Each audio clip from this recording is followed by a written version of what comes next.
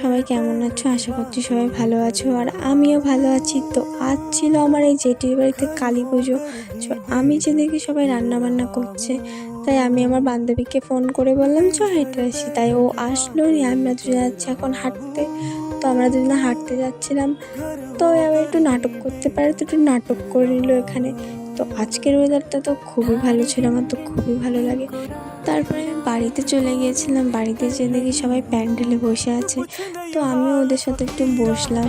সবাই এখানে বসেছিল, আর পাশে কাকুটা রান্না করছিল, মানে খিচুড়ি রান্না করছিল। তারপরে আমি এখানে বসেছিলাম। তো বাড়িতে যাবো আমি, এখন যে রেডি হবো, নিয়ে গুছিয়ে গাছায় আসলাম। এসে আবার একটু ভিডিও বানাচ্ছিলাম। তারপরে আমার পাশে আমার জামাইবাবু ছিল, যে আমার আবার মুখে একটু হাত দিল। তো বললাম যে চলো এসো আমরা ভিডিও বানাই। তো আমার মারতে যাচ্ছিলো কেন তা কে জানে। তারপরে ঠাকুর আসলো, ঠাকুরকে দেখলাম। তো আমি একটু ওখানে ভাব মারছিলাম।